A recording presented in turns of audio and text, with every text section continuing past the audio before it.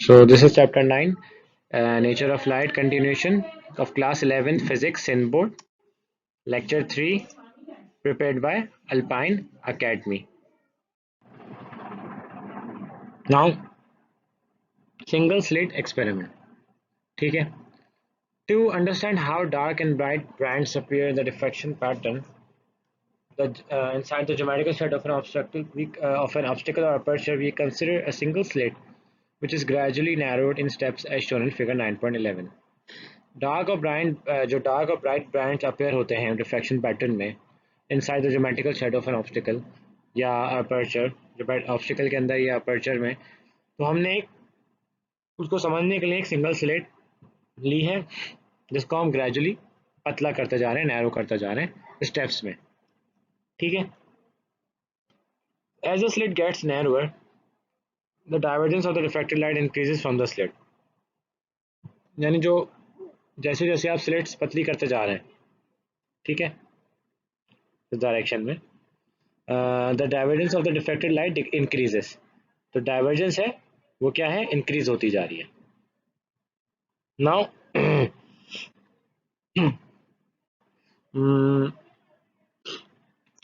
Where was I, miss हो गया एक minute. Increases on the slit, that is the bending around obstacle और aperture increases, यानी आपकी बेंडिंग इंक्रीज हो रही है. ठीक है. डिफ्रैक्शन का मतलब क्या, बेंडिंग अराउंड ऑब्स्टिकल्स या अपर्चर वो ज़्यादा से ज़्यादा इंक्रीज हो रही है जैसे आप स्लिट को पतला करते जा रहे हैं. नाउ ये देखें, ये सॉरी स्लिट इसे पतली हो रही है. स्क्रीन जितनी ज़्यादा स्लिट थी तो उतनी कम आपकी डाइवर्जेंस थी. स्लिट कम होती जा रही है तो आपकी स्क्रीन में डाइवर्जेंस बढ़ रही है स्लिट पतली होने पर. ठीक है. In addition it produces a pattern of light called diffraction pattern. और एडिशन में ये एक पैटर्न ऑफ लाइट बनाता है जिसे हम क्या कहते हैं, diffraction pattern. The center of the diffraction pattern is bright since the light from all parts of the slit arise in phase producing maximum intensity due to constructive interference. जो centre है diffraction pattern का वो bright है. Since क्यों, क्योंकि light from all the parts of the slit arise in phase producing maximum intensity due to constructive interference. वो bright क्यों है, क्योंकि जो लाइट है सारे पार्ट्स ऑफ द स्लिट से आ रही है वो इन फेज है, जो मैक्सिमम इंटेंसिटी बना रही है कंस्ट्रक्टिव इंटरफेरेंस की वजह से. सिंगल सोर्स यानी single slit interference is referred as diffraction. Diffraction occurs for all kinds of ways.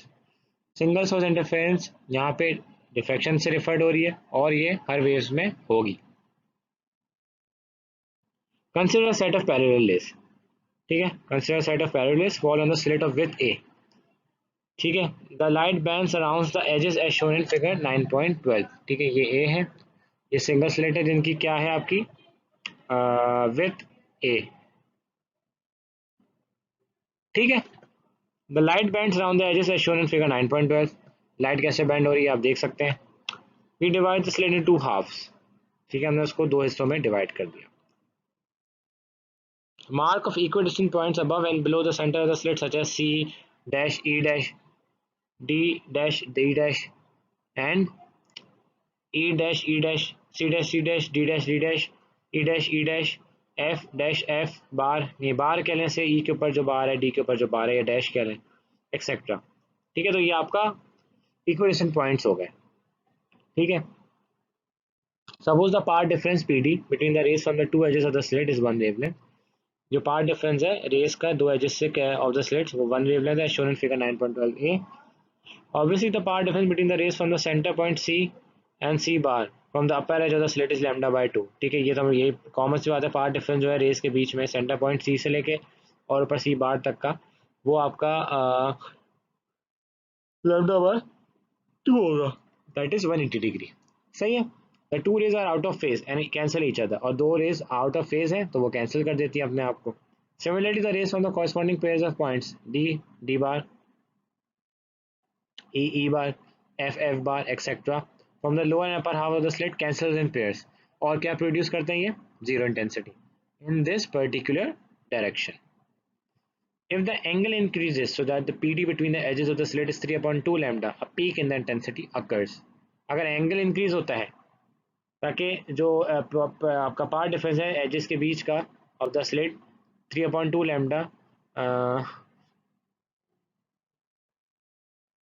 जब एंगल इंक्रीज होता है तो आपको पोटेंशियल डिफरेंस कह रहा हूँ, पार्ट डिफरेंस है, वो क्या हो जाता है 3/2 लैम्डा। ठीक है, तो peak in the intensity occurs, intensity में एक पीक होता है, पीक आती है, एक ज़्यादा इंटेंसिटी होती है। This is the best understood by dividing the slit into 3 equal parts as shown in figure 9.12b। अब यहाँ पे हमने इसको कितने हिस्सों में, 3 हिस्सों में डिवाइड कर दिया। The light from the upper edge and the central parts interfere destructively, जो लाइट अपर एज से सेंट्रल पार्ट्स आ रही है वहाँ डिस्ट्रक्टिवली इंटरफेरेंस हो रही है as seen early and produces zero intensity, और जीरो इंटेंसिटी प्रोड्यूस कर रही है।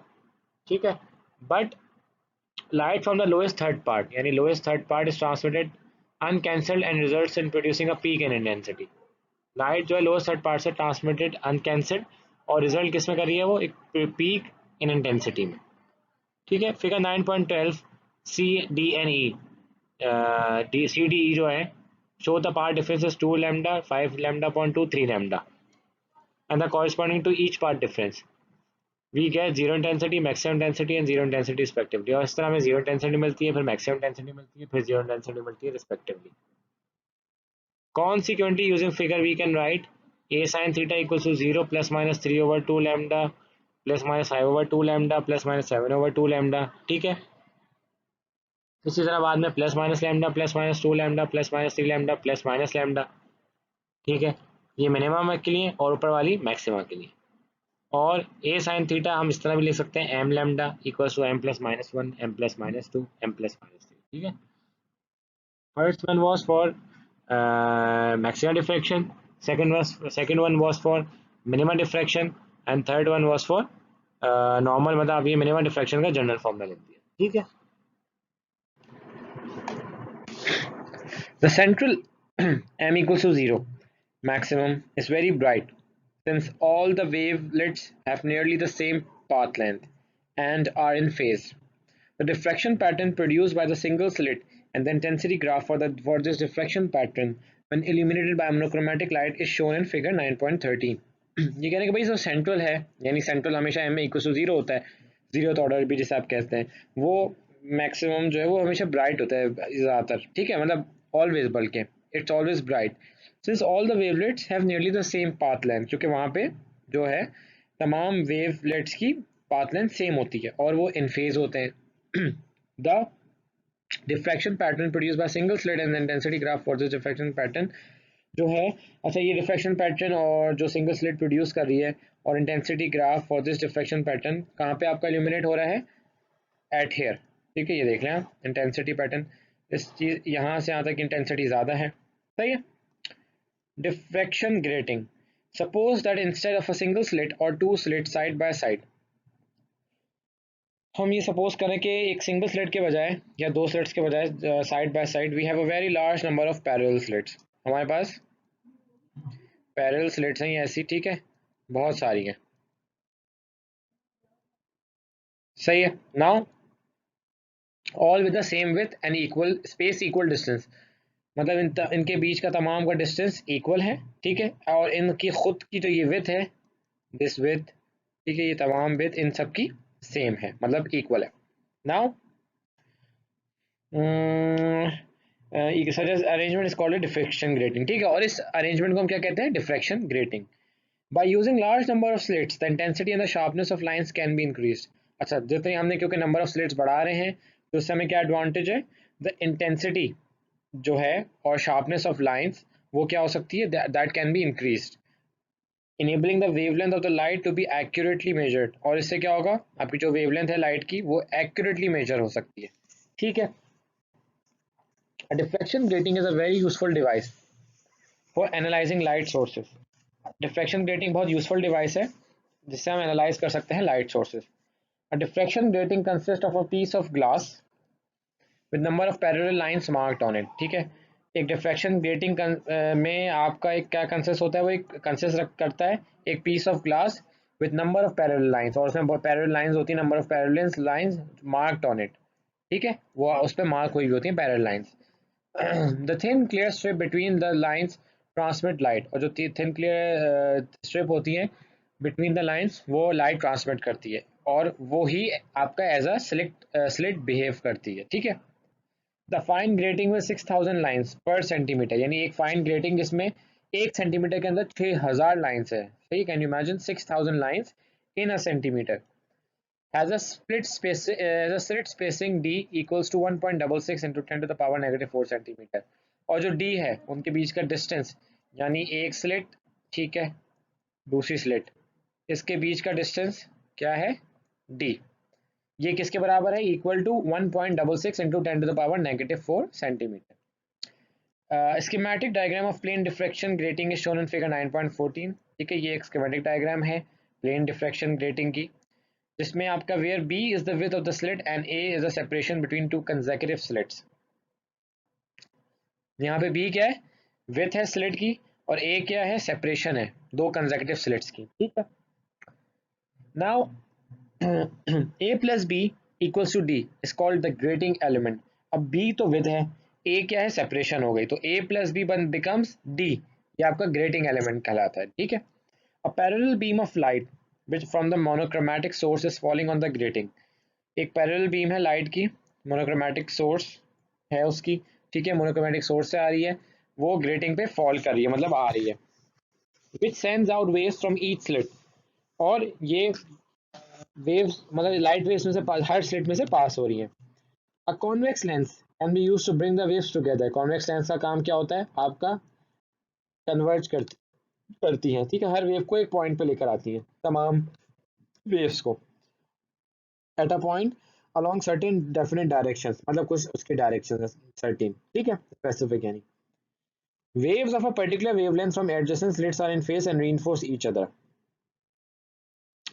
और इसमें क्या है कि एक तो ये था कि convex lens can be used to bring the waves together at a point along certain definite directions and waves of a particular wavelength from adjacent slits are in phase। जो waves हैं जिनकी एक खास wavelength है तमाम slit से, ठीक है, वो in phase हैं और reinforce each other, ठीक है, मतलब एक दूसरे को आपके रीइंफोर्स कर रही है, बार बार पीछे से आती जा रही है, और इनकी इन फेज है।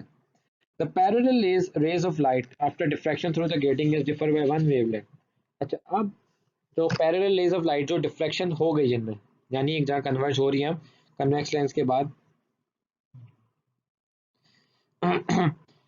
तो वो क्या हो गई है, वो डिफर करने लगे अब एक वेवलेंथ से, वन वेवलेंथ से। When they arrive at P, जब वो पी पे पहुंचती है, पी पॉइंट है आपका स्क्रीन पे दिख रहा होगा, दे विल इंटरफेयर कंस्ट्रक्टिवली, और वहां पे वो इंटरफेयर क्या करेंगी, कंस्ट्रक्टिवली इंटरफेयर करेंगी। The condition for constructive interference is that the path difference between two consecutive waves should be equal to d sin theta shown in figure 9.14। Condition क्या है constructive interference की, जो पाथ डिफरेंस है दो consecutive waves का, वो किसके बराबर होना चाहिए, d sin थीटा के, ठीक है, पहले भी हम निकाल चुके हैं ये। For the central maximum there is no path difference, for the central maximum there is no path difference, ठीक है, सेंट्रल मैक्सिमम के लिए तो कोई पाथ डिफरेंस नहीं होता, यानी m जीरो में, so we call it zero order. The first order maximum occurs when d sin theta equals to lambda, और इसी तरह फिर सेकंड ऑर्डर क्या होगा, d sin theta equals to 2 lambda.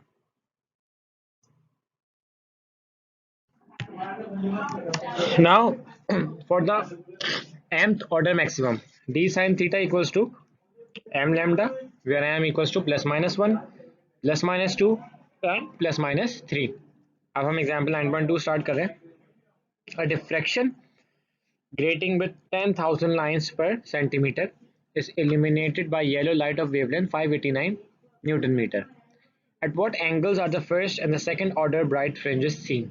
ठीक है, एक डिफ्रैक्शन ग्रेटिंग है, यानी उसी तरह नंबर ऑफ लाइंस है उसमें, तो एक सेंटीमीटर में 10,000 लाइंस है, सही है, और वो इल्यूमिनेटेड है किस लाइट से, येलो लाइट से, और उसकी वेवलेंथ भी उन्होंने दी हुई है हमें 589 newton metre. At what angles are the first and the second order bright fringes seen? Solution, हम सोल्यूशन में जाते हैं पहले।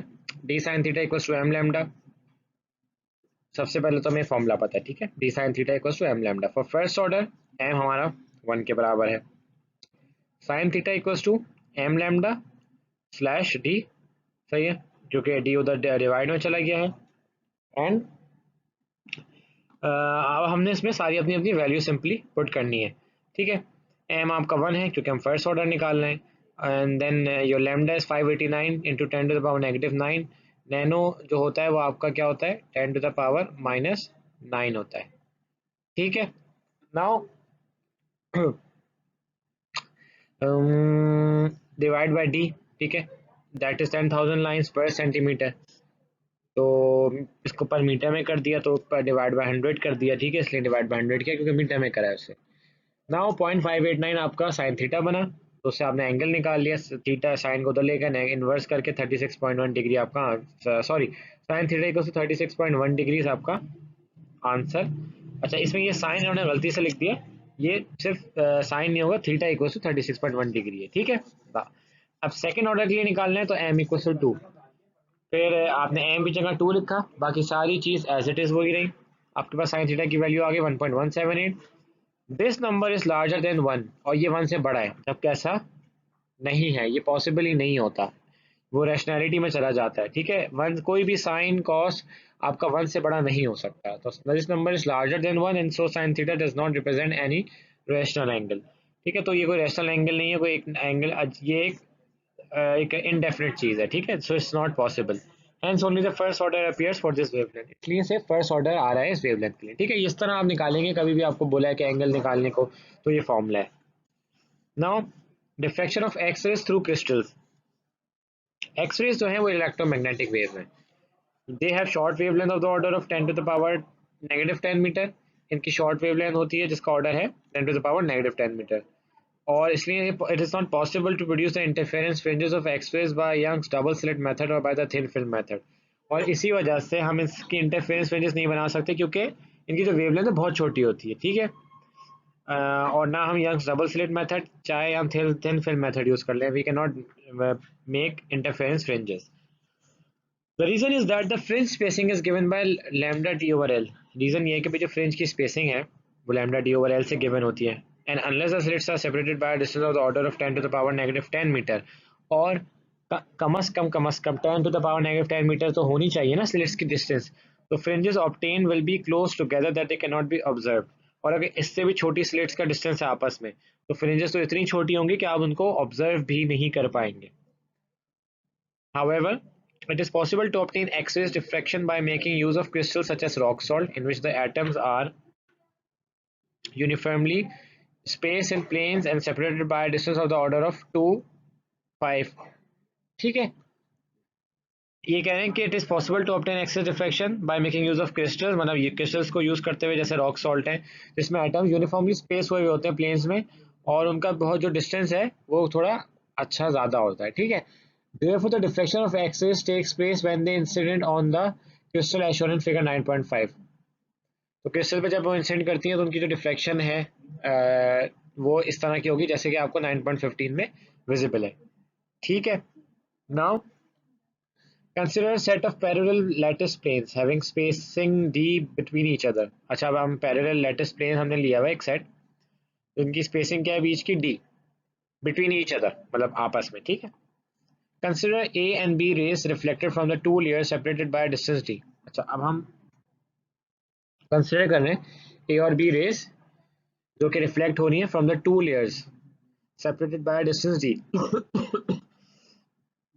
सही है, तो part difference between the two reflected rays क्या हो जाएगा, इज LB प्लस BC, ठीक है, capital LB plus capital BC। It can be proved BC equals to LB equals to D sin theta, and where d is the distance between the atomic planes of the crystal, ठीक है। d क्या आपका distance होता है atomic planes, crystals के जो atomic planes होते हैं उनके बीच का डिस्टेंस होता है। पार्ट डिफरेंस आपका है, आपको पता है LB प्लस BC है जो कि क्या है 2d के बराबर है sine theta, 2d sine theta, सही है, क्योंकि दोनों d साइन थीटा के बराबर है, चाहे वो BC हो चाहे वो LB हो, इसलिए वो 2d sine theta. Now the waves will interfere constructively if the path difference is an integral multiple of the wavelength। अब जो है वेव इंटरफेयर करेंगी constructively if the part difference is an integral multiple of the wavelength, अगर इनका जो part जो difference है वो है इंटीग्रल मल्टीपल किसका, m lambda equals to 2d sin theta। This relation is called Bragg's law, ये रिलेशन आपका Bragg's law कहलाता है। The spacing of the atomic layers of crystals can be found from the density and the atomic weight, और आपका जो spacing है atomic layers of crystals की वो किससे फाउंड हो सकती है, डेंसिटी और एटॉमिक वेट से। Both m and theta can be measured and hence the wavelength of x-rays can be determined from the above equation। m और थीटा आप दोनों निकाल सकते हैं और वेवलेंथ ऑफ एक्स-रेज भी आप निकाल सकते हैं above equation से, ठीक है। Conversely if lambda is known the d may be measured, और इसी तरह अगर लैम्डा आपको पता है तो आपका d भी आपको पता हो सकता है, मे बी मेजर्ड, ठीक है। Now moving on to the topic 9.11, that is the polarization of light waves from the phenomena of interference and diffraction. ठीक है, अगर हम इंटरफेरेंस और डिफ्रैक्शन ऑफ लाइट का फिनोमेना को कंसिडर करें या उसको देखते हुए चलें तो ये प्रूव हो चुका है कि लाइट की वेव नेचर है. However, this does not tell about the type of waves, but still ये आपकी type of waves नहीं बताता. सही है. There is a periodic fluctuation in electric and magnetic fields along the propagation of light wave. ठीक है, एक periodic fluctuation है इलेक्ट्रिक और मैग्नेटिक फील्ड्स में लाइट वेव की प्रोपगेशन में, मतलब जिस डायरेक्शन में जिसमें लाइट वेव प्रोपगेट करी है. These fields vary at right angles to the direction of the propagation of the light wave. So light wave is transverse wave. ये कहेंगे जो ये फील्ड्स हैं ये वेरी करती हैं राइट एंगल्स पे, यानी जिस डायरेक्शन में अगर लाइट ऐसे ट्रेवल करी है, ठीक है, तो ये इनके ऐसे या इस तरफ आउटसाइड की तरफ, ठीक है, at right angles to the direction of the propagation of light wave. तो लाइट वेव क्या हुई? ट्रांसवर्स वेव हो गई. सही है. Transverse nature of light makes it possible to produce and detect polarised light. जो लाइट की ट्रांसवर्स नेचर है वो पॉसिबल कर देती है एक produce and detect polarised light. ठीक है, यानी उसकी ज्योमेट्रिकल ओरिएंटेशन, उसकी डायरेक्शन, ये सब आसानी पता चल जाती हैं और प्रोड्यूस कर सकती है और डिटेक्ट कर सकती है polarised light. To clarify this, let us first consider the behaviour of transverse waves. अब पहले समझें कि हमने ट्रांसवर्स वेव्स का एक बिहेवियर कंसिडर करते हैं. Consider stress string along which a transverse wave is passing. हमने एक स्ट्रेस स्ट्रिंग कंसिडर किया है जिसमें से ट्रांसवर्स वेव पास कर हो रही है. These particles of the string are vibrating perpendicular to the length of the string. जो ये particles हैं स्ट्रिंग के वो वाइब्रेट कर रहे हैं किसमें? परपेंडिकुलर कर रहे हैं to the length of the string. A block of wood with a slot in it. अब एक वुड का ब्लॉक है, ठीक है, जिसमें एक स्लॉट है जो कि एक स्ट्रिंग के ऊपर रखी हुई है. ठीक है. The vibrations are not affected when the slot is parallel to the direction of vibrations as shown in figure. तो जो vibrations हैं वो are not affected कब? जब slot parallel है to the direction of vibrations. ठीक है, अगर vibration आपकी यूं है तो slot आपकी अगर parallel है इसके, ठीक है, just like this, तो slot affect नहीं, इस पे affect कोई नहीं होगा. ठीक है, जैसे कि आप फिगर 9.16 this B इसमें देख सकते हैं. ठीक है. However, when the slot is at right angle to this direction, the vibration do not pass. इसमें थी तो कोई असर नहीं हुआ, लेकिन जब बी में देखें इस वाले हिस्से में तो वाइब्रेशन अब पास नहीं हो रही है क्योंकि अब स्लॉट राइट एंगल पे रखी हुई है, पहले ये इसमें पैरेलल रखी हुई थी. A beam of light from the normal source contains large number of waves. एक beam of light जो होती है वो normal source है, वो large, उसमें बहुत सारी number of waves होती हैं. The direction of whose vibration is completely different. जिनकी direction, the direction of whose vibrations, उन जिनकी vibrations की डायरेक्शन बहुत डिफरेंट होती हैं. This is shown in figure 9.17 over here.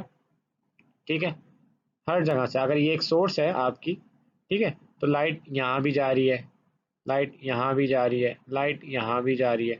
ठीक है, light is going everywhere in every possible direction in which it can go. ठीक है. Now the beam of light is said to be polarised if unpolarised beam passes through a polarising sheet known as polaroid. ठीक है, beam of light अब क्या हो गई? 9.17 में देखें तो यहाँ पे पोलराइज्ड है, इसकी ज्योमेट्रिकल ओरिएंटेशन एक डायरेक्शन है. If unpolarised beam passes through polarising sheet known as polaroid. अच्छा, ये तो इन्होंने शायद इसमें थोड़ा पूरा नहीं लिखा. अनपोलराइज्ड मींस कि उसमें कोई डायरेक्शन नहीं है, उसमें एक ज्योमेट्रिकल ओरिएंटेशन नहीं है उसकी. ठीक है, और पोलराइजिंग शीट वो जो कि पोलराइज कर देती है. ठीक है. Unpolarized can be represented as two linearly polarized beams at right angle to each other as shown in figure 9.17 B and C. अच्छा, जो अनपोलराइज है वो कैसे रिप्रेजेंट हो सकती है? Two linearly polarise beams at right angle, यानी B और सी में. ठीक है, पोलराइज बीम्स हैं जो राइट एंगल है किसके? To each other, to each other. ठीक है, to each other as shown in figure 9.17 B and C. ठीक है, they are opposite to each other. Polarization depends on a parallel arrangement of crystals which has two effects on the light. अच्छा, polarization है और किस पर depend करती है? Parallel arrangement of crystals which has two effects on light, जिसके light पे दो असरात होते हैं. It resolves the direction of the vibration of the light wave into only two directions mutually at right angles. वो जो है डायरेक्शन किसकी, vibration of the light wave की रिजॉल्व करती है दो डायरेक्शंस में, ठीक है, यानी जो वाइब्रेशन की डायरेक्शन है लाइट वेव की उसको रिजॉल्व करके इसको सिंप्लीफाई करके दो डायरेक्शन में कर देती है जो कि म्यूचुअली आपस में राइट एंगल्स पे होती है, ठीक है। इट दूसरा क्या है, it absorbs one of these components and transmits the other as in figure 9.18, ठीक है। अब पोलराइजिंग क्या करती है, एब्जॉर्ब करती है एक कंपोनेंट को, यानी एक आपकी डायरेक्शन को, और दूसरे को ट्रांसमिट करती है, मतलब एक को एब्जॉर्ब कर लेती है और दूसरे को वापस ट्रांसमिट कर देती है। द प्लेन, अभी हम 9.18 आगे फिगर में देखेंगे। The plane polarized light can be obtained by passing light through a tourmaline crystal, ठीक है, एक टाइप ऑफ क्रिस्टल है ये, जिसमें से आप प्लेन पोलराइज्ड लाइट ऑब्टेन कर सकते हैं अगर इसमें से लाइट पास हो जाए, ठीक है। When two tourmaline crystals are placed parallel to each other, the light transmitted by the first crystal is also transmitted by the second crystal। और अगर हम दो टर्मलीन क्रिस्टल्स पैरेलल प्लेस करते हैं आपस में, जो लाइट ट्रांसमिट होगी फर्स्ट क्रिस्टल में से ये ट्रांसमिट होगी सेकंड में से भी, ठीक है। The second crystal is rotate through 90 degrees, अच्छा जब सेकंड क्रिस्टल आपका 90 डिग्री रोटेट हो रहा है तो नो लाइट गेट्स थ्रू, उसमें से कोई लाइट नहीं पास होगी। The observed effect is due to the selective absorption by tourmaline of all light waves, ठीक है। जो ये ऑब्जर्व इफेक्ट जो इफेक्ट आया है ये क्या है कि आपने जो एक सिलेक्टिव एब्जॉर्प्शन की है, खास सिलेक्टिव एब्जॉर्प्शन हुई है टर्मलीन की, जो की है टर्मलीन ने, of all light waves vibrating in one particular plane, the second crystal is known as analyser, ठीक है।